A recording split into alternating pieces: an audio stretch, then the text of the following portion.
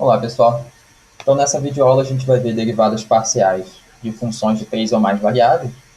E, mais uma vez, a gente já vai colocar essa definição num contexto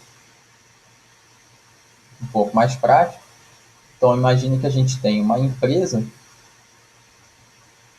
e a ideia é que o lucro dela, que a gente está representando por L, depende de três variáveis, que eu estou chamando de x, y e z.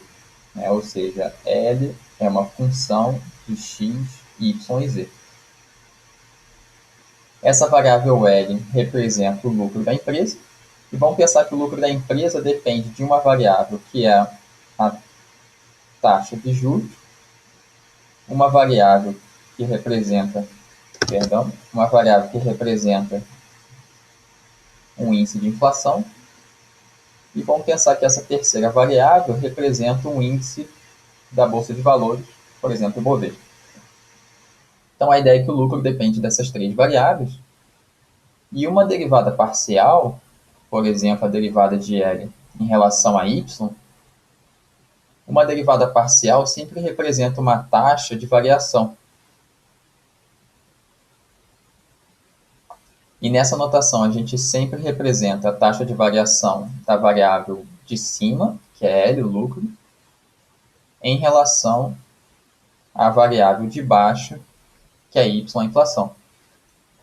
Então o que a gente está pensando aqui é como que o lucro varia em relação à inflação. Então a ideia de uma derivada parcial é semelhante, nesse caso, àquele caso que a gente viu anteriormente, duas variáveis. Então, como a gente está analisando a taxa de variação em relação à inflação, a gente vai manter fixas a taxa de juros e a variável Z, que é o índice da Ibovespa. Então, suponha que a taxa de juros do Ibovespa está fixa, e a gente está aumentando a inflação. Então, imagine um cenário que isso é possível. E a ideia é, se a gente incrementa o valor da inflação, qual é o impacto que isso tem na variável lucro? Essa variável lucro, ela vai aumentar ou diminuir a partir desse aumento na inflação. E a gente quer saber o quanto que ela aumenta ou o quanto que ela diminui, certo? Então, essa é a ideia de uma derivada parcial de três variáveis que está formalizada na definição a seguir. Então, o que a gente tem nessa definição? Aqui a gente está supondo que a gente tem uma função de n variáveis e um ponto interior ao seu domínio, A1 a n. E aí, para cada variável, x1, x2, x3, até xn, para cada uma dessas variáveis xk, a gente consegue definir a derivada parcial da seguinte maneira. Então, a gente está derivando em relação a xk em um ponto específico do domínio aqui, A1 a n, isso vai resultar em um número real, o valor da derivada parcial. Então, assim como a gente expôs agora há pouco, na videoaula, no caso do lucro dessa empresa, a gente vai manter fixas todas as outras variáveis. Então, você vê que a variável x1 ela está fixa e igual a 1, a variável xn ela está fixa e igual a n, e esse é o caso para todas as variáveis, exceto xk. Xk é uma variável que tem um valor ak, e nesse primeiro termo, ak mais h. Então, a gente cria esse intervalo de comprimento h na variável xk, avalia a variação da função f nesse intervalo, e ao dividir por h, o tamanho desse intervalo, a gente tem essa variação média da função. Lembrando que h pode ser positivo ou negativo nesse limite aqui. E se esse limite existir, a derivada parcial da função existe. E o cálculo dessas derivadas parciais é feito de maneira bem semelhante. No caso de três ou mais variáveis, é muito semelhante ao caso de duas variáveis. E nas notas de aula, a gente tem o exemplo 2.11, que vocês podem usar para relembrar esse cálculo de derivadas parciais. Então, esse aqui é o exemplo 2.11, que nós não vamos resolver aqui na videoaula, mas a gente vai aproveitar para apresentar esse instrumento aqui, que auxilia no cálculo de derivadas parciais e que a gente está chamando de checklist.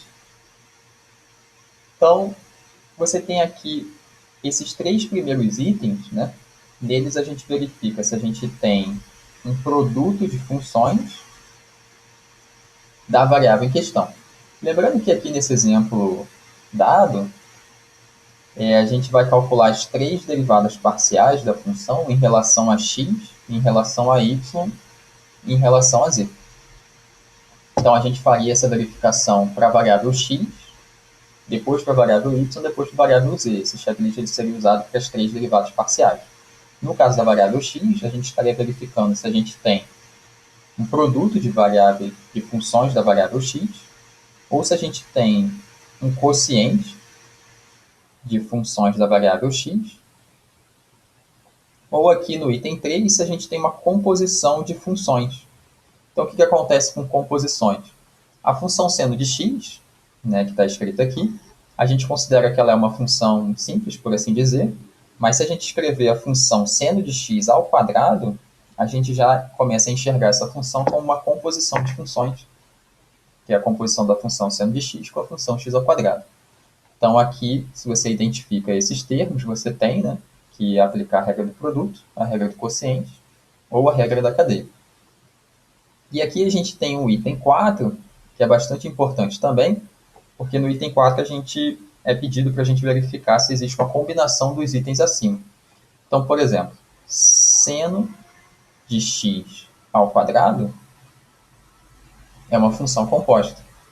Mas se a gente tem uma função em mãos nesse formato aqui, por um lado a gente tem uma função composta, mas a gente também tem um produto de funções da variável x. Então, nesse caso, você sabe que você vai ter que aplicar duas regras, que são a regra do produto e a regra da cadeia. Então, esse checklist ele auxilia na hora de verificar quais são as regras que você vai utilizar, e no passo 5 você tem que fazer a aplicação propriamente dita. Então, façam esse exercício para relembrar o cálculo de derivadas parciais.